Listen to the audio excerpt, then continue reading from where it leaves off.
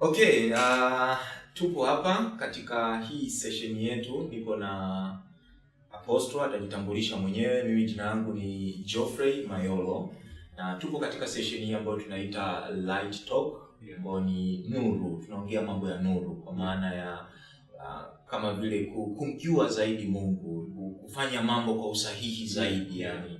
So niko na Apostle hapa kama nilivyojitambulisha, naye Apostle karibu jitambulisha. Asante sana. Naitwa Apostle Oscar Obedi. Tuko pamoja kwenye hii Light Talk. Kwa hiyo naamini utarajie kupata nuru zaidi. Kadiri maeneo mbalimbali ambapo tutaendelea kuyaongea, basi naamini kuna nuru itaangaza kwako. Kumbuka Yesu alisema mimi ni nuru ya ulimwengu. Yeye anifuataye hata kwenda gizani kamwe, bali atakuwa na nuru ya uzima. Kwa hiyo tarajia kupokea hiyo nuru, tena ni nuru ya uzima. Ndio. Bwana karibu sana. Nimefurahi kuwa pamoja na wewe. Na vile nafurahi sana kwa sababu hichi tunachokifanya vile mataifa wanaenda kusikia, watu wanaenda kusikia, kwa maana hiyo watu wanaenda kuponywa. Amen. Watu wanaenda kujibu maswali labda waliokuwa wanajiuliza sana. Pengine tutaweza kupata maswali kutoka kwa watu pia kwa kutumia njia tofauti. Mbeleni tutaendelea kuyajibu. Tunapata maswali.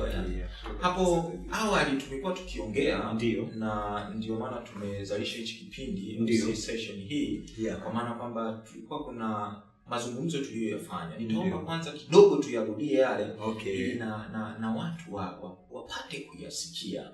Lakini nitaomba tuanzie kwenye neema. Hii neema tunayoizungumzia, neema tuliyopewa na Bwana Yesu, tuliyoachiwa neema. Tumetoka kwenye sheria, sasa hivi tuko kwenye neema. Ina maana gani kiujumla? Kwa sababu inatuchanganya na ukiingia kwenye madhehebu mbalimbali, kila dhehebu unakuta lina tafsiri yake tofauti ya neema. Hebu tuambie. Kwanza mimi nianze kwa kusema neema ni Yesu. Hiyo ndio tafsiri. Ninaweza nikasema kama tafsiri mama. Neema ni Yesu. Ni kweli kila mmoja kwa namna alivyopewa, alivyojaliwa, anaweza akafundisha masomo kuhusu neema. Lakini mimi nikitazama neema ni Yesu. Jumla yote ya neema, unavyoiongea neema maana unaongea Yesu. Na unavyoongea Yesu unaongea neema.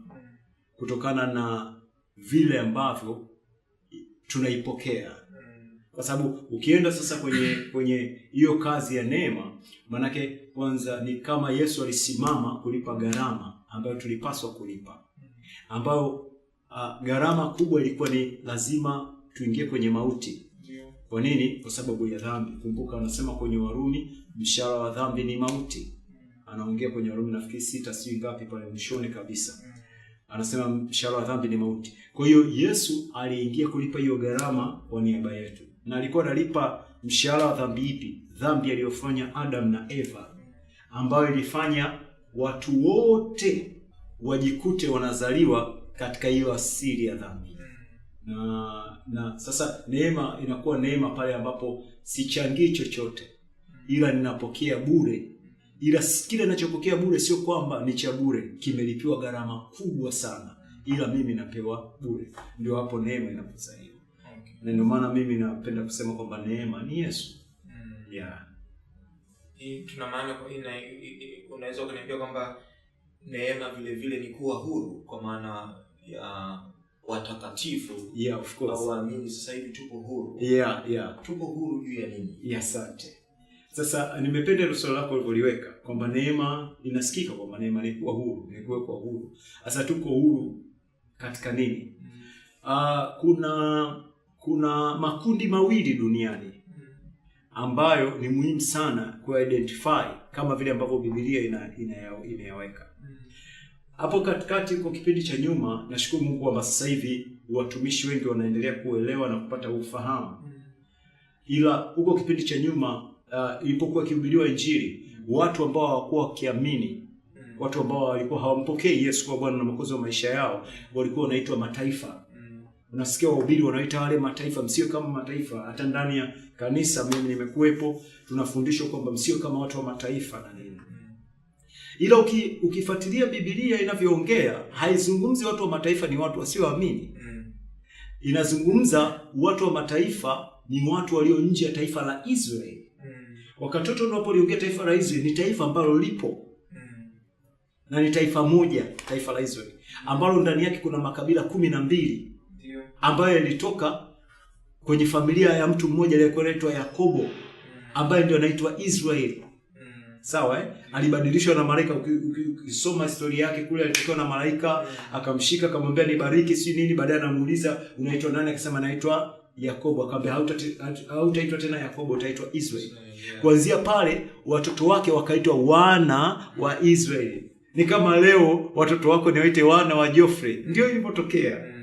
Na ndio likatokea taifa la Israeli. Na kwa sababu ile taifa lilipotokea, Mungu alikuwa amechagua kutembea nalo. Na aliwatenga mataifa mengine. Mungu akaendelea kutembea na hilo taifa. Mpaka linachukuliwa linapelekwa Misri utumwani.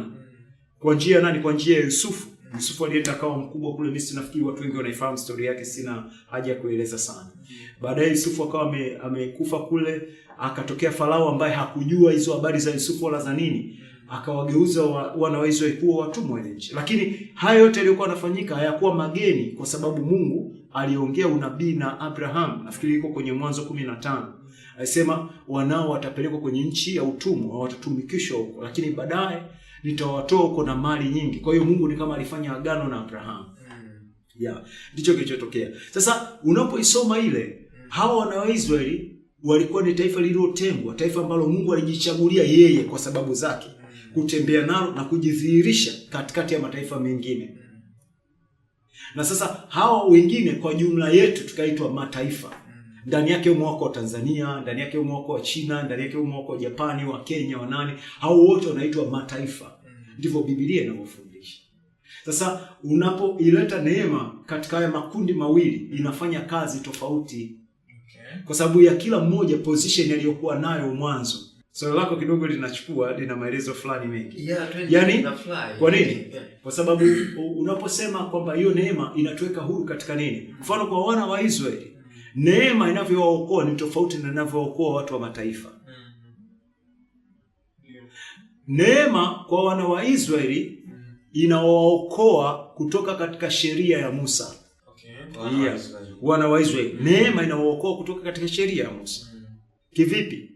Kumbuka wana wa Israeli walipokuwa wanatoka Misri, walifika mahali ambapo Mungu akawapa sheria. Of course ukizifuatilia huko nabii nafikiri Ezekiel anaongea kwamba Mungu hakutaka kuwapa zile sheria ambazo zinawaua. Maana zile sheria zilizowapa zilikuwa zinawaua, hazikuwa zinawahuisha. Na kuthibitisha hilo, Musa alipotoka tu kuchukua hizo sheria, aliposhuka kwa wana wa Israeli, cha kwanza walikufa watu 3,000. Anashuka tu anakutana na wana wa Israeli baada ya siku 40, amepokea zile mbao, akakuta wanaabudu sanamu, sio wanafanya nini? Pale akawahudumia 3,000 chini. Kwa hiyo kukawa na msiba wa maana kabisa. Hivi nafikiri unaelewa kusema 3,000 maana yake nini? Nafikiri ulisikia habari zile za MV Bukoba, nafikiri ulikuwepo walikuwepo kama watu 1,000 na kitu hivyo, walizungumza 200 sio ngapi, nakumbuka miaka ile. Mimi ndo naingia Mwanza. Kilio kilikuwa kizito. Mwanza ilikuwa imezizima kabisa, au watu 1,000 tu. Sasa za watu 3,000 wamekatika wote kwa siku moja. Sasa hiyo ndio huduma ya Musa. Ndio maana ukisoma kwenye Wakorintho wa pili sura ya 3 kuanzia mstari wa 5 unakuta Paulo anaifafanua. Anasema Musa alipewa huduma ya mauti. Yeye wakati wote alipokuwa kihudumu alikuwa na hudumu mauti. Watu wanakufa. Anasema lakini sisi tumepewa huduma ya roho ambayo inafanya nini? Inahuisha watu. Sawa. Sasa neema iliwaokoa na Israeli kutoka katika sheria ya Musa. Hiyo ndio Paulo katika nyaraka zake nyingi anaiongea vizuri sana, anaiweka wazi sana. Kwa nini? Ile sheria ilikuwa wakati wote inawafanya wana wa Israeli wakae ndani ya makosa. Wana wa Israeli wakosee zaidi badala ya kupatia. Ni kweli sheria inavyoongea inaonekana inaongea vizuri na inakupa maagizo mazuri, lakini ilikuwa haina uwezesho ndani. Kwa hiyo baada ya kukuwezesha ni kama inapekenyua makosa ndani yako. Ukisoma kwenye Warumi sura ya 7, nafikiri session zinavyoendelea tutakuwa nafikiri itabidi tu tunasoma hapo ili kuleta maana zaidi. Ile ukisoma Warumi sura ya 7 kwa yule ambaye anatusikiliza, Warumi sura ya 7 kuanzia mstari wa 7 na kuendelea, utakuta Paulo anafika mahali anaongea, anasema nisingejua kutamani kama sheria isingeniambia usitamani. Lakini sheria iliponiambia usitamani, ikanidanganya, ikafanya ndani yangu kila namna ya kutamani. Anaendelea kuongea, anafika mahali anasema kwamba dhambi bila sheria imekufa. Si unaelewa sentence? Anaongea kwenye Warumi, anasema dhambi bila sheria imekufa. Sasa kumbe neema ilichokuja ilikuja kuiondoa sheria. Najua wahubiri wengi wanajaribu kudili na dhambi, kushughulika na dhambi kwa sababu ndio inaonekana inaleta tokeo la mauti. Ni kweli, dhambi mshahara wake ni mauti. Na hata Paulo anaongea kwenye Wakorinto kule wa kwanza 15 sio 56 nafikia 56 57, anasema nguvu ya mauti ni dhambi. Na uchungu wa dhambi sijui ni torati. Yaani alikuwa anajaribu kutoka kwenye tokeo na kwenda kwenye root. Ni kama uanze kuliongea chungwa, afu upite kwenye mti, afu uende kwenye shina. Sasa alikuwa anasema hii dhambi ambayo inazaa mauti ni kama mti. Dhambi ni kama mti. Afu mauti ni kama tunda lililotokana na nini? Na mti. Lakini hilo tunda na huo mti kuna mahali vinatokea, vinapata nguvu yake mpaka vinazaliwa namna hiyo, mpaka huo mti unazaa unachozaa. Ni shina ambayo ni sheria. Sasa ile sheria ndio ambayo inazaa nini? Dhambi. Na hiyo dhambi ndio inazaa nini? Inazaa mauti. Kwa hiyo ukitaka uondoe mauti unafanya nini baba? Maana lazima tujili kwanza huko chini. Asante. Sasa watumishi wengi leo, sijui labda kwa kutojua elimu hii, labda sijui, lakini wengi wanajaribu kukata miti, wanakata matawi. Mimi wanasema wanakata matawi. Kwamba ukiona sijui labda uzinzi wanakata hilo tawi. Najua mti ukiukata unatoa matawi mengi zaidi. Ndio nature ya mti. Yaani ukilikata tawi, pale ulipokata patatoa matawi labda 3, 4 hata 5. Huu unaelekea huku, unaelekea huku, unaelekea huku. Na unakuwa haujashughulikia kitu. Au wakati mwingine labda mfano huu mwembe unasema maembe uyapendi, unayapopoa maembe yote. Alafu unasema umemaliza tatizo. Unakuwa umemaliza tatizo kweli? Hapana. Kwa sababu utaendelea kuproduce tena, utazaa tena maembe. Kwa hiyo kama ulivyosema, ili kudili nao ni lazima kwenda kwenye shina, na ndicho Yesu alichokuja kufanya. Yesu alikuja kuishughulikia sheria. Kwa sababu sheria ndio shina. Na ndio maana Paulo anasema nisingejua kutamani kama sheria isingeniambia usitamani. Maana sheria ilipokuwa kimya kabla haijaniambia kutamani, nilikuwa sijui kutamani. Ndio. Kuna mahali nilikuwa nafundisha nikamwambia, umeshaikuona mtoto akikatazwa kitu namna anavyoendelea kukingangania? Mkataze mtoto remote, mkataze mtoto simu. Yaani ndio umemchochea apende hicho kitu. Kwa nini? Ndani yake umechokoza uasi, umeamsha kitu ambacho hakikutakiwa kuamsha.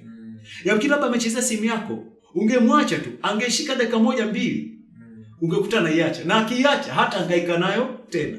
Ila kule kumkataza na kuwa mkali, ni kama kunaamsha ndani hali ile ya kutamani kuendelea kufanya hicho kitu. Ndio kitu ambacho kinatokea. Ni sawa sana kama vile labda umerudi na mfuko ndani, alafu kuna watoto wakubwa ukaweka pale, ukamwambia au box, ukamwambia kwamba hilo box msifungue. Unaweka tamaa kwamba huyu ameweka nini.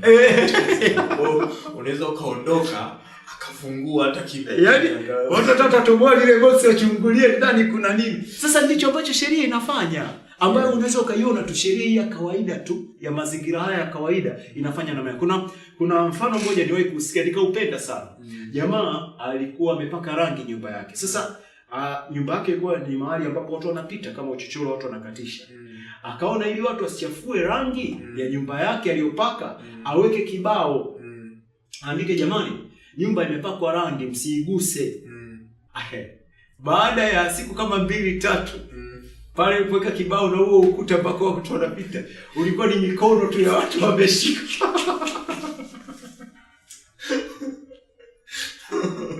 Sababu yaani kile kibao kinafanya mtu awe interested kutaka kuona rangi kwani itakuwa kweli imepakwa, imekauka.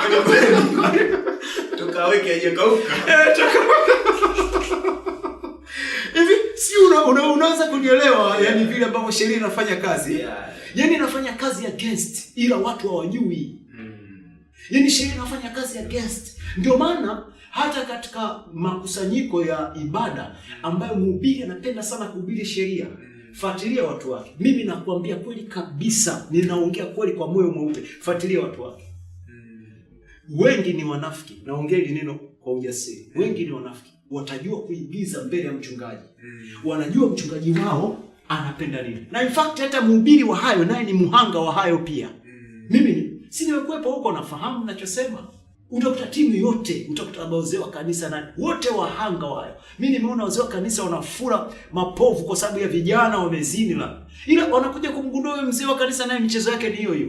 Na wakati mwingine anafura vile kwa sababu huyo binti labda naye alikuwa anamtamani.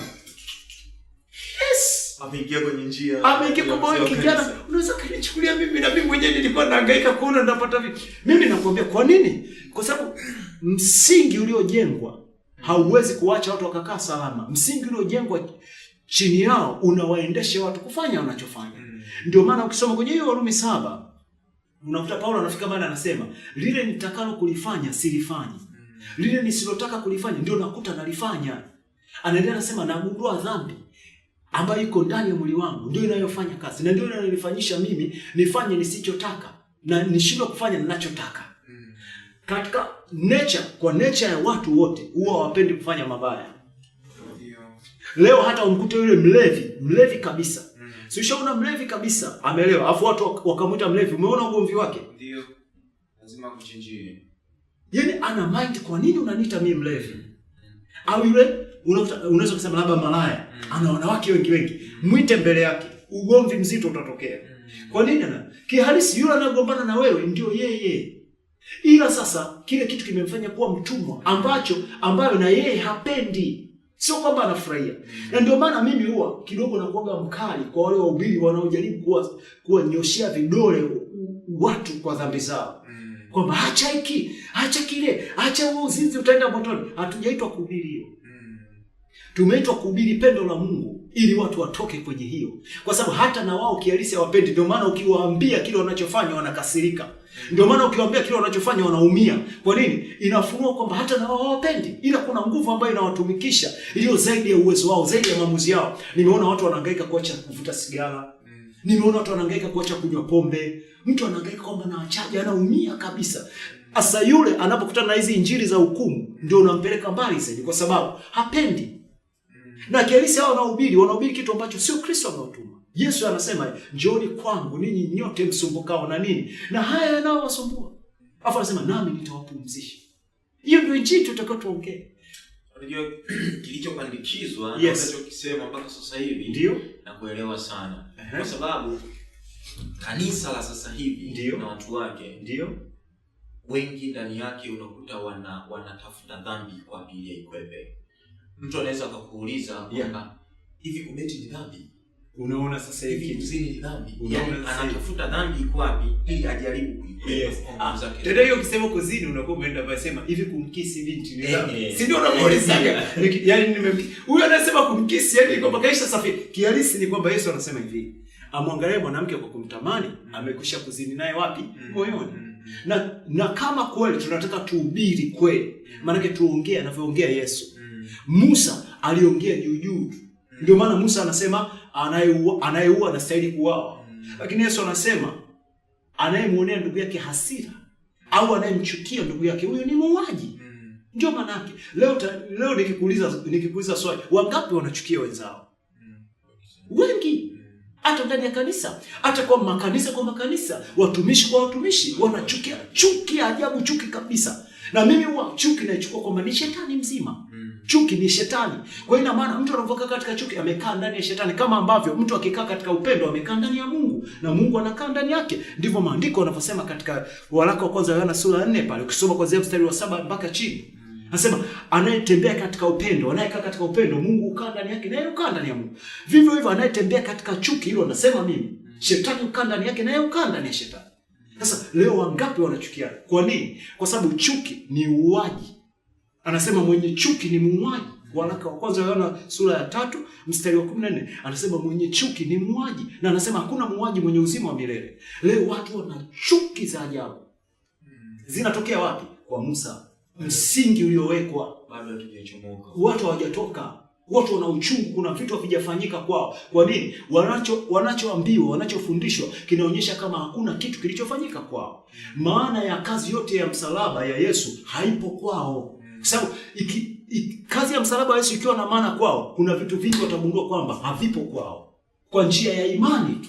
Lakini leo the way inavyohubiriwa unajikuta mpaka unarudi kutafuta vizazi vitatu vinne nyuma, vimesababisha sijui haufanikiwi, sijui hafanikiwi. Kumbe wakati mwingine ufanikiwi tu kwa sababu kuna mambo unayofanya ambayo hutaki kufanya. Labda kwa msaada tu hapa. Kuna wakati Bwana alinionya, akaniambia, ambao na mimi niko kwenye mazoezi ya kutoka. Aliniambia, Oscar, watu wengi wanachezea, wanaspend hela katika mambo makubwa. Aliniambia mambo makubwa kama 3, 4. Aliniambia watu wengi wanaspend hela katika kuvaa, watu wengi wanaspend hela katika kula, watu wengi wanaspend hela katika kunywa, watu wengi wanaspend hela katika mapenzi. Niliambiwa kwenye maono kabisa, nikatoa maono nikamwambia watu wengi wanapoteza hela maeneo hayo. Nalo hilo somo. Ndio. Sasa ukiweza kumonitor hayo maeneo utafanikiwa. Na unajua kwa hatua za kwanza lazima tukubali kuwa na nidhamu.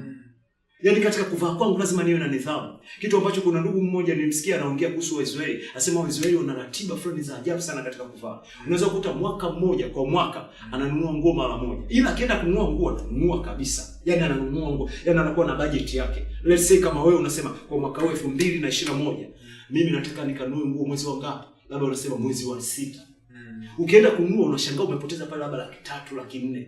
Umenunua nguo, umenunua viatu, umenunua nini? Ukitoka hapo mzee tunaonana tena mpaka 2022 mwezi wa 6. Sasa sisi tulivyo na hii mitumba, unajikuta ukuta 2,000 leta, 5,000 leta, 1,500 leta. Ila zile hela hauzipigie hesabu mwisho wa siku ni shilingi ngapi umepoteza. Alafu unajikuta nyumbani umejaza nguo nyingi za mitumba nyingi mno. Nyingine zinageuka kwa za kudekiwa. Nyingine za kugeuka hazikuwa plani kudekiwa. Ila unajikuta sasa alafu unakuta pia wengi ananunua kitu ambacho hatumii. Ananunua nguo hatumii, mawigi ambayo hatumii. Yaani unajikuta umepoteza. Sasa ni maeneo ya namna hiyo. Sorry na vyote hivyo vina balance kwa sababu tunapoongelea nguo alafu ukishuka chini alafu unakuja kuongelea kinywaji, kinywaji. Maana yake inatakiwa ubalance. Mwili ulionao usije kukataa nguo ulionunua leo.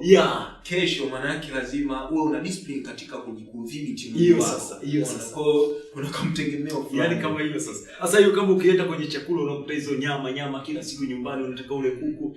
Of course huwezi kufanya vitu. Huwezi kufanya vitu vya maana. Hiyo najua hapa nikiongea mambo ya masomo yale ya kiuchumi, mambo ya mafanikio, huwa ndo naongea vitu kama hivyo. Mafanikio katika maisha. Sababu kuna wakati tunakamata mapepo mengi, wakati sio issue ya mapepo. Issue na wewe pia una matumizi mabaya. Unataka ule vizuri, hapo hapo unataka ujenge. Unataka ule vizuri, hapo hapo unataka mtaji wako uongezeke kwenye biashara. No. Lazima ukubali kujibana. Lazima ukubali kuwa na nidhamu katika kula. Lazima ukubali kuwa na nidhamu katika kunywa kwako. Mmoja nilimpigia mahesabu ya soda. Anakunywa soda 2 mpaka 3 per day. Per day. 1,500, 2,000. 2,000 ukipiga hesabu kwa mwezi unapata hesabu ya maana kabisa. 60,000 hiyo. 60,000 ukipiga hesabu kwa matofali una tofali zako ngapi hapo? 60. Ukipiga hesabu kwa mifuko ya simenti una mifuko mingapi? 4 karibu. Tayari hiyo yani hiyo tayari kuna mwendo hapo unatembea mzee. Umeelewa? Hiyo vinywaji. Ukija kwenye mapenzi sasa hapo ndio usiongee. Hapo pana shida kubwa. So tuendelee. Tutajadili kuhusiana na mambo ya ya budgeting, discipline kwenye swala la hela. Hiyo mambo ya mafanikio sasa tukiweza kuongea mambo ya mafanikio mapenzi hapo ndio kisima kirefu zaidi. So nashukuru tumetoka kwenye ile kama tumeigusia kama tulivyosema tutapata muda tutaiongea katika ujumla wake namna ilivyo. Okay. Ni kitu kizuri. Nilichojifunza kitu kingine kutoka kwako ni vile namna ya kuomba kwa Mungu. Jinsi gani ya kupeleka hoja zako kwa Mungu. Nilivyokuwa najua zamani na nilivyokuja kukuta nyinyi mnavyoomba ilikuwa ni tofauti sana. Hebu niambie siri ni vipi au ni usahihi upi ambao tunauangalia katika kuomba kwa Mungu? Kwa sababu hata Biblia inasema kuna muda unaweza ukajikuta unapayuka tu. Hebu tugusie hapa kwenye kipengele cha kuomba. Nashukuru sana hiyo uliweka la kuomba. Najua kule nyuma kuna kipengele nimekiacha cha Wayahudi walivyokuwa wanaokolewa kwenye sheria nimeongea. Sijaongea wa mataifa wanaokolewa kutoka kwenye nini na hiyo neema. Kwa tumeanzia kwenye msingi wa neema. Na mimi tutarudi kuiongea hiyo pia. Ila tuendelee na hili swali la namna ya kuomba. Yaani kama ulivyosema kweli umekuta tunaomba, kuna namna tunaomba tofauti ambayo ni kama kihalisi mimi sio sana, naweza nikasema yale sio sana maombi. Sana ni naweza nikaitumia neno meditation. Ndio. Meditation. Najua meditation kidogo ukiongea kwa watu waliokoka inaleta shock. Watu wanashtuka. Ingawa siku hizi kidogo wameendelea watu kufunguka. Ila kwa sababu ya ilitangulia hizo mambo ya meditation ya yoga, sio nini, kuna vitu vitangulia hapo vya meditation. Kwa hiyo inaonekana ni imani ngeni ukiongea vitu hivyo. Lakini sio imani ngeni, ni maandiko. Haya maneno yote hapo kwenye maandiko. Na kwa kumisi hiyo kitu tunamisi kitu kikubwa sana. Kwa sababu hiyo ipo kwenye Joshua sura ya 1 mstari wa 8. Anasema kitabu hiki cha Torati kisitoke kinywani mwako. Bali uyatafakari maneno yake usiku na mchana. Ili upate kuangalia kutenda sawa sana maneno yote yaliyoandikwa huko. Maana ndipo utakapofanikisha njia yako. Sio Mungu ataifanikisha. Anasema wewe utaifanikisha. Maana anasema ndipo utakapoifanikisha njia yako na kisha utastawi sana. Ila unakotokea ambako Joshua alikuwa anapewa siri ni kwamba maneno ya kitabu cha Torati yasitoke kinywani mwake. Afu haya maneno ambayo hayatoki kinywani mwake ayatafakari usiku na mchana. Afu angalia kutenda sawa sawa na hayo maneno, mambo matatu. Ayaseme hayo maneno, ayatafakari hayo maneno, atende hayo maneno. Akifanya hivyo, anasema ataifanikisha njia yake na atastawi sana. Sasa ukifuatia neno la Kiingereza kwenye Biblia ya Kiingereza kutoka kwenye hiyo Joshua 1:8 ndio inasema meditation. Meditate. Day and night. Sasa mimi wanasema hakuna mtu anayetenda kitu ambacho hajatafakari. Mimi wanasema matendo ni zao la tafakari ya mtu. Au naweza kusema matendo ni bidhaa ya tafakari ya mtu. Kutokea kwenye kutafakari mtu ndio hutenda. Na ukitaka wakati wote umbadilishe mtu, lazima uhakikishe unabadilisha kutafakari kwake. Sasa fight yetu leo sehemu kubwa ndani ya kanisa tuna fight kumbadilisha mtu kwenye matendo anayotenda. Lakini hatufight kumbadilisha mtu anavyofikiri. Ni ngumu sana kumzuia mtu ambaye amefikiri vya kutosha ukamzuia sitende vile alivyofikiri. Ni ngumu mno. Si umenipata? Sasa tukirudi kwenye yale maombi, kwa nini naongea hivyo? Tukirudi kwenye yale maombi yetu, yani mimi nilipenda kuifanya hivyo ili kuleta ile kufanywa upya nia kwa watu. Yaani vile ambavyo watu wanaliongea neno kwa kurudia tena na tena. Manake nia zao zinafanywa upya. Fikra zao zinaanza kubadilika, kuanza kufikiri vile neno linavyosema. Ndio maana napenda tunapokutana tuongee. Labda unakuta muda wote naambia, sema naweza mambo yote. Naweza mambo katika Kristo anitia nguvu. Naweza ongea tena na tena. Tena tunaongea hata dakika 20, hata nusu saa au dakika 15. Yule mtu anavyozidi kuongea vile tena na tena, kile kitu kinaanza kuwa sehemu yake. Inaanza kuchange mfumo wa kufikiri kwake. Kuna mambo alikuwa anaona hawezi, ila sasa lile neno linalosema naweza yote katika Kristo linaanza kuwa na nguvu katika mfumo wake. Kwa hiyo anajikuta yale mambo aliyokuwa anaahirisha kwamba hili siwezi nikafanya, hili siwezi nikafanya, anajikuta anaanza kuwa na confidence, anaanza kuwa na ujasiri wa kulifuatilia, anaanza kuthubutu kufuatilia, na anashangaa linaanza kuleta matokeo. Ila ule mfumo uliokuwa mwanzo ulikuwa unamkalisha, hawezi kufanya vitu, hawezi kufuatilia vitu, na hawezi kufanikisha vitu. Sasa unaweza ukaona namna hiyo, na ambayo mimi ndio ni kama nimeipa nguvu sana kwenye maombi yetu. Ukisoma kwenye Zaburi sura ya 1 mstari wa 1 mpaka wa 3 unakuta anaongea habari za kuitafakari sheria, na anasema yule anayefanya amefananishwa na mti uliopandwa kando ya vijito vya maji ambao unazaa matunda yake kwa wakati wake. Na anasema kila alifanyalo linafanikiwa. Mtu anayefanya meditation huwa kila alifanyalo linafanikiwa. Sasa ili kufika mahali kufanikisha kila unachofanya, maana yake ile meditation imeshambadilisha kabisa fikra wewe. Wewe unaweza kusema haiwezekani, anasema inawezekana. Kwa nini? Fikra yake. Haya mambo yote huko duniani tunapishana kwenye fikra tu. Hata ukiona huko kawaida kwenye dunia watu wanapoongea, kuna namna tajiri anafikiri na kuna namna maskini anafikiri. Ukitaka umbadilishe maskini, sio kumpa hela nyingi. Atazipoteza. Sio atazipoteza, zitamua. Tajiri mmoja aliyokusema kwa sababu ukitaka kumuua maskini haraka mpe hela nyingi. Mtu ambaye kwake ni hela nyingi, labda anapata 100,000, 200,000, 50,000 anacheza hapo. Leo from nowhere umeweka milioni 500 kwake bu, na kuhakikishia ndani ya miezi 3 huyu mtu atakuwa marehemu. Akijitahidi mwaka. Unajua kwa nini? Atafanya kila kitu kinachowezekana kufanya. Ataenda kila mahali ambapo anatakiwa kwenda. Atataka heshimike. Atataka kila kitu. Wanawake waliomkataga zamani atataka wote awapate wote. Si ana hela. Yaani ni kitu. Sasa ili kufanikiwa kwa huyu mtu lazima uanze kubadilisha fikra yake kwanza. Ukitaka afanikiwe lazima fikra yake ianze kubadilika. Maana kuna namna aanze kufikiri. Ndio ile Daudi anaongea kwenye Zaburi 23. Anasema Bwana ni mchungaji wangu, sitapungukiwa na kitu. Maana nini? Anafanya badiliko la fikra yake. Kwa nini nimeisema hiyo? Kwenye Waefeso sura ya 5 kuanzia mstari wa 18 unashuka mpaka wa 20 hapa. Paulo anaongea kitu kimoja. Anaongea habari za kwamba msilewe kwa mvinyo ambamo mna ufisadi, bali mjazwe Roho. Anaendelea anasema mkisemezana kwa zaburi na kwa tenzi na kwa nyimbo za Roho, na huku mkimwombea Mungu kwa neema mioyoni mwenu, si na nini. Anaendelea anaongea pale. Tafsiri ya Kiswahili inaongea hivyo, mkisemezana kwa tenzi, zaburi na nyimbo za Roho. Lakini ukienda kwenye King James haiongei hiyo tafsiri walioiweka pale. King James inaongea tafsiri sahihi zaidi. King James inasema speaking to yourself. Umeipata? Yaani speaking to yourself. Kwa hiyo you speak to yourself. Kama vile Daudi alivyokuwa anaongea, ndio maana nasema zile zaburi. Maana kwa nini Daudi unakuta? Kwa sababu katika historia ya wafalme wa Israeli, wanasema Daudi kwanza ni mfalme aliyepigana vita nyingi kuliko mfalme wote katika Israeli. Lakini Daudi ndio mfalme pekee aliyeshinda vita zote, hakuna vita alipoteza Daudi. Lakini pia Daudi ndio mfalme ambaye aliinua jeshi ambalo sijui kama mpaka sasa kuna jeshi limeinuka kama jeshi la Daudi. Kwa nini? Kama askari mmoja wa Daudi alikuwa anaitwa nafikiri sio Abishai yule mwana wa Seruya, kitu kama hicho, aliweza kuinua shoka kwa watu 300. Unafanya mchezo? Mtu mmoja anawashusha watu 300. Huyo askari mmoja wa Daudi.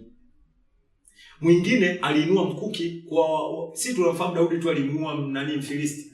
Lakini yupo mwingine Warefai, sio anaitwa Warefai, sio nani, jina lake kidogo limenitoka. Ila aliinua mkuki kwa hao wawili, akawapiga mzee. Kwa mkuki, askari mmoja. Sasa ikisema majitu, maana yake alikuwa ni majitu. Daudi alimuua yule kwa kombeo. Huyu jamaa aliwapiga hao wawili kwa mkuki. Na historia yake imeandikwa. Ziko ukisoma kwenye Mambo ya Nyakati, nafikiri ziko historia za wale mashujaa ambao walikuwa katika timu ya Daudi. Unakuta historia zao za ajabu. Umeona? Lakini huyu Daudi kwa nini alienda mbali huo? Daudi alikuwa ni mtu wa meditation. Ndio maana Zaburi sura ya kwanza tu anaongea habari ya meditation. Sura ya kwanza ukisoma kuanzia mstari wa kwanza mpaka wa 3 unakuta unagundua kwamba Daudi alikuwa ni mtu wa meditation. Ndio maana zile nyimbo alikuwa anaimba, lakini at the same time pia zilikuwa ni meditation kwake. Sema Bwana ni nguvu zangu na wimbo wangu. Hayo maneno ukijisemesha yakazoea kuwa na nguvu ndani yako, huwezi kuogopa mzee. Kwa sababu unajua kwamba nguvu zangu ambaye ni Bwana, hakuna mtu anaweza kushindana naye. Kwa sababu gani? Una picha ya Bwana ambaye ni nguvu zako. Kwamba yeye waga anapasua bahari ya Shamu. Uwaga sio anafanya nini? Uwaga sio alisimamishaga jua kipindi cha Joshua. Kwa hiyo una picha ya Bwana ambaye ni nguvu zako, ambaye hakuna mtu anaweza kusimama mbele yako. Ndio maana hizo meditation za Daudi zilikuwa zilimwezesha hata kumkabili Goliath. Watu wanafikiri tu ni vitu vinatoka from nowhere. No, hata fikra pia. Yaani ile fikra yako inavyokaa ndio ambavyo inaamua ukikutana na changamoto ufanye nini, ukimbie au uisolve na uwe shujaa katikati ya changamoto. Kwa sababu Goliath, wanajeshi wengine wote walimkimbia, wakiwemo na kaka zake Daudi, akiwemo mfalme Sauli, wote akitokea Goliath wote wanakimbia, anatukana. Ila Daudi kusema alikuwa na fikra tofauti. Ndio maana aliweza kumface. Sasa tunapoongelea maombi ni kama mimi moja ya mazoezi nayafanya kwa watu walioko kanisani ni kwamba fikra zao zichange. Waanze kufikiri anavyosema Mungu. Ambayo Yesu anaisema kwenye Yohana 15 anasema, neno langu likae ndani yenu na ninyi mkae ndani ya neno langu. Afu ombeni chochote nanyi mtapewa. Kuna stages hapo. Umeelewa? Alafu sasa hivyo tamu zaidi akisema neno lake likae ndani yenu na ninyi mkae ndani ya neno langu. Afu ombeni chochote nanyi mtapewa. Mwisho wa siku utaomba nini? Utaomba neno lake. Si ndio lilokaa ndani yako? Kwa maana yake ni kikavu ya kutosha, kama Paulo anavyosema neno la Kristo na lijai kwa wingi ndani yenu. Maana yake neno likijaa kwa wingi ndani yako, obvious utaomba neno. Kwa hiyo maana yake wewe utakuwa kama Kristo alivyo.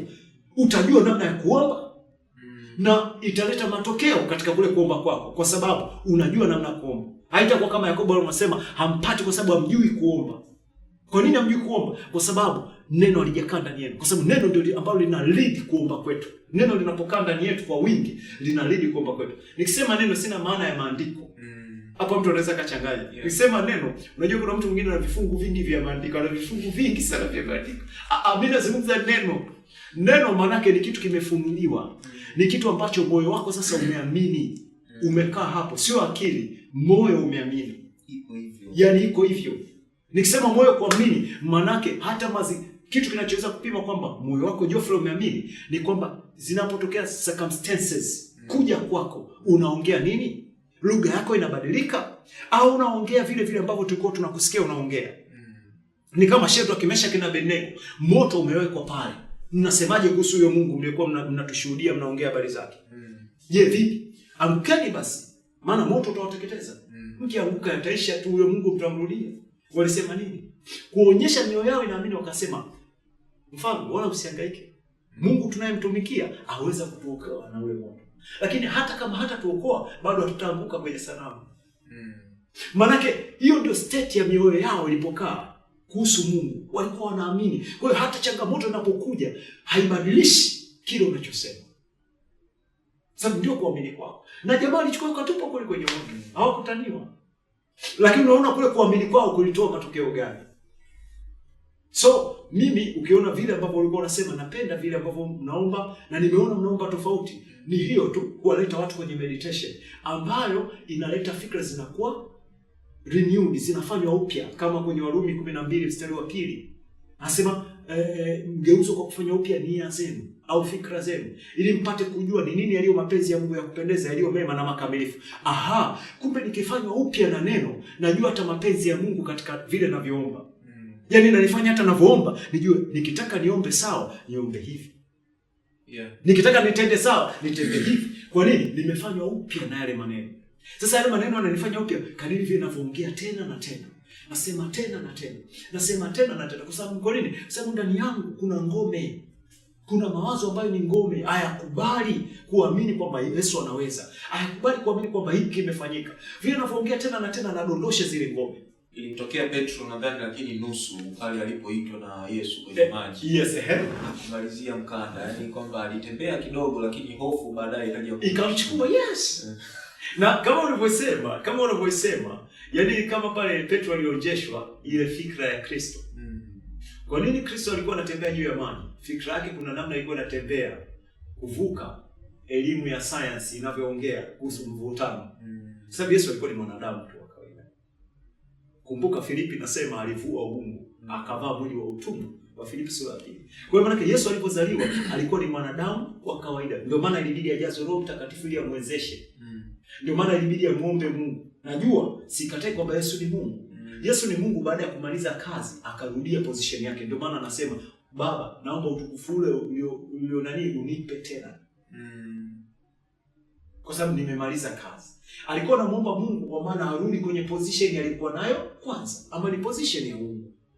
Ila wakati uko duniani alikuwa mwanadamu 100%. Ndio maana alisikia njaa, ndio maana alilia, maana yake hisia. Ndio maana alikasirika, sio? Kuna wakati alikuwa mkali, alipiga watu kwenye hekalu, sio? Na kikoto.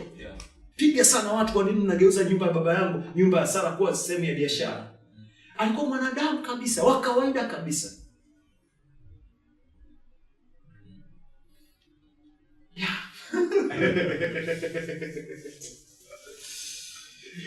Wala safi sana. Napenda haya maongezi ya nuru. Safi sana. Kwa hiyo mimi naitazama hivyo. Kwa hiyo hata ile ukiona navyoongea vile inatoka pale hasa hapo kwenye Waefeso sura ya 5:18 anaposema speaking to yourself in psalms and hymns and spiritual songs. Mfano kama kwenye tenzi za rohoni kuna wimbo kama ule nimekombolewa na Yesu aliyenirehemia. Lakini leo watu wanazunguka kutafuta ukombozi. Ila ule wimbo hauzungumzi kama tendo linalokuja. Ila unazungumza kama tendo lililofanya nini? Lililopita ambalo tayari limetokea. Unaliposesi hilo jambo kwa imani. Nimekombolewa. Yes, imeshafanyika. Afu anasema mimi mwana wake kweli. Anasema kukombolewa na furahi kupita lugha kutamka. Umesikia maneno? Yaani very strong, very powerful. Yaani sasa yale maneno ukiwa unaimba katika meditation maana unajisemesha. Ndani yako lazima ifanye nini? Iinuke. Kuna hali hizi zinaonyesha kama Geoffrey ungekuwa umekombolewa ungekuwa unapitia hali hizi. Katika haya maisha tunapitia. Ndio maana Yesu alisema kuna wakati anasema yule anitendaye neno langu amefananishwa na mtu aliyejenga nyumba yake juu ya nini? Juu ya mwamba. Ambaye mafuriko yakija hayataidondosha ile nyumba. Yule anayesikia maneno yangu asipoyatenda amefananishwa na mtu mpumbavu aliyejenga nyumba yake juu ya nini? Juu ya mchanga. Manake nini? Yako mafuriko kwa wote. Mafuriko yakija hatuna haja ya kuhangaika kwenye deliverance. Tumjue Mungu kupitia Kristo. Tukitembea katika kumjua Mungu kupitia Kristo, maana tunajenga juu ya mwamba. Tukijenga juu ya mwamba, mafuriko yakija hata tuondosha. Nimependa hiyo kwamba mafuriko yako kwa ajili ya wote. Lakini kuna tukijisahau, yes. Kuna muda tunajikuta tuna fight sana na shetani kwenye vitu ambavyo hata sio vya shetani. Yes, exactly. Yeah. Na nimependa hata hivyo unavyosema kuna wakati tunajikuta tuna fight sana na shetani. Mimi niseme hivi, shetani anapenda sana tutambue uwepo wake. Nafikiri kidogo kinani. Shetani anapenda sana tutambue uwepo wake. Na unajua shetani ni strategist. Ni mtu ana mbinu sana. Sio kwamba namsifia huo ndio ukweli. Unaweza kukuta anamkamata mtu mwaka 2025 ila plani zake anaweza kuzifanya mwaka 2021. Muda mrefu sana. Muda mrefu, yani mtu anakamatika 2025 ila ambako alianza kumtega ni 2021. Ni strategist. Devil is a strategist kabisa. Na tukikubali huo ukweli ni kama unatupa kujua namna ya kutembea ambako tutakuwa aware. Moja strategy za devil ni kuhakikisha tunatambua uwepo wake wakati wote. Ambayo leo asilimia kama sio 75 au zaidi ya watakatifu katika maombi yao bila kukemea shetani ni kama hajaomba. Hajaenda. Ni kama asafisha njia. Atakemea asizuie maombi yake. Atakemea asifanye nini. Yaani ile yote wakati mwingine tumefanywa mateka kwa kutambua uwepo wake. Na wengi unaweza kutakaomba hayo maombi mpaka kamaliza asimtambue Roho Mtakatifu. Wakati Roho Mtakatifu ndio master wa kulead maombi. Yeye ndio Bwana wa kuongoza maombi. Kwanza tumeambiwa anatusaidia udhaifu wetu. Warumi sura 8 mstari 26 na 27. Anasema utusaidie udhaifu wetu. Lakini unakuta bado katika hayo maombi yote tunayoomba hakuna mtu amemtambua Roho Mtakatifu kabisa ila watu wanamtambua shetani. Umeona trick hiyo ilivyochezwa hapo. Sasa hiyo ni changamoto. Na hiyo inatokana na nini? Hakuna neno. Neno likikaa ndani utagundua kuna wakati mimi nakwambia kweli kuna wakati mimi wanamsahau shetani. Tena mara sio kwamba kuna wakati karibu mara zote namsahau. Na hata kuna watu kiniambia niombe majumbani kwa wanashangaa wakasikemei. Kusema watu wengi wanatarajia amekuja apostle sasa hapa atakemea na kufumua. Anaweza kashangaa maombi yangu yote yamejaa tu shukrani na sifa nikaondoka. Kwa nini yamejaa shukrani na sifa? Kwa sababu kazi imeshafanyika. Ila shetani anacheza michezo tusiamini ukweli wa kwamba kazi imeshafanyika. Gharama imeshalipwa. Mimi ni mtu huru. Hataki nibaki kwenye huo ukweli. One time niliwafundisha kanisani nikamwambia, kuna wakati ifike mahali ambapo umesumbuliwa labda na wachawi wamekukaba. Ukiamka acha kudili nao. Acha kushughulika na hiyo. Acha kukemea. Ukiamka mshukuru Mungu. Mwambie Baba ninakushukuru. Bwana, wewe ni mchungaji wangu. Ni mchungaji wangu hata nilivyolala. Achana na hiyo habari ya uchawi. Kadiri unavyokaa hapo, hayo maneno yanazidi kuwa na kina ndani ya moyo wako. Ile nguvu yale maneno inaanza kudhihirika kwenye maisha yako. Hakuna mchawi atakukaba. Ila vile ambavyo kila wakati unakemea, unamwaga damu, unakemea, inafika mahali huwezi kulala bila kumwaga damu, huwezi kulala bila kukemea, kwa sababu ndani yako umeshaamini kabisa kwamba bila kuomba hapa paraliki. Lazima nikawe. Kumbe kinachotafutwa imani yako iwe strong mahali. Yaani kwamba unaamini lile neno, unalishikilia kiasi ambacho shetani anashindwa kulipola. Napenda sana mfano wako ule wa baba. Nini maana ya baba kwa mtoto? Yes, exactly. Asante. Yaani kama ulivyosema. Yaani kama kweli, yaani ni kweli, yaani unakuta hata pia tulivyokaa leo, Mungu kiukweli sio baba kwetu. Kwa wengi tulivyokaa. Ukiangalia ile uzito wa Yesu alivyokuwa anaongea kuhusu Mungu kama baba na kumtambulisha kwetu. Yaani unaona kabisa kwamba kanisa bado hatujaamini ukweli huo kama Mungu ni baba. Kwamba Mungu ni baba. Kwa sababu ukisoma kwenye Mathayo ile sura ya 6 yote, yaani utagundua Yesu aliongea vitu vizito sana. Of course pale Yesu alikuwa anaongea na Wayahudi, hakuwa anaongea na watu wa mataifa. Na ndio maana anasema msiwe kama mataifa wanaohangaika, wale nini wanywe nini, msiwe kama mataifa. Kwa nini pale aliongea na Wayahudi? Hata huko wenyewe anasema wala sikuja kuitambua Torati. Alikuwa anaongea na Wayahudi. Kwa nini? Kwa sababu alikuja kwa ajili ya Wayahudi. Alikuja kuwaokoa kutoka kwenye Torati. Kwa sababu wakati wote ilikuwa inafanya wao wenye dhambi. Ila baada ya kufufuka, wakina Paulo walianza kutoka na ile Injili. Sasa ndio ikaenda kwa mataifa yote. Tena Wayahudi walikataa. Paulo ndio akasema sasa tunawageukia mataifa. Ndio wakaanza kwenda kwa watu wa mataifa. Ila mhubiri wa kwanza wa Injili ya Yesu alikuwa ni Petro. Ingawa hakuendelea. Kwa nini? Aliporudi kuhubiri alikotumwa, walimweka kikao. Kwa sababu Wayahudi walikuwa wanaamini kwamba Mungu wa kweli ni wa kwao peke yao. Mataifa hawana huyo Mungu. Ila kumbe Kristo amekuja kuvunja hicho kiambazo. Amekuja kuondoa hiyo hali. Ndani yake Myahudi na mimi ni mtu mmoja. Ndio maana leo hakuna kitu so special cha kwenda Yerusalemu. Of course ni kama kwenda kutembelea utalii, lakini sio kwamba ni mahali fulani kwamba nikifika nikaambiwa hapa alikuwa kaburi la Yesu napiga magoti, asante Yesu. Ile ni mwili tu unahangaika. Ule ni mwili tu. Ila kanisa alichofanya Yesu ni kwamba wale watu sasa hivi hata sio nchi takatifu. Ilikuwa nchi takatifu huko zamani. Kipindi cha mwili, kipindi cha Torati. Ila baada ya Yesu kuja, Yerusalemu ya mbinguni ambayo inaongea ni nyingine kabisa, ambayo Mungu anapotusaidia kuongea kwenye hivi vitu. Una siku ndaiongea Yerusalemu ya mbinguni ni nini? Na iko wapi? Na itakushangaza pia. Na iko kwenye maandiko na tutapita kwenye maandiko. Ndio. Kwa hiyo mimi tukiongea kwenye maombi naona tumeongea kwenye maeneo mengi, lakini ilikuwa issue tunaongea kwenye maombi vile ambavyo unasema ulikuja kanisani kwa namna tunavyoomba. Of course imelenga tu kwenye hiyo meditation, fikra za watu kubadilishwa.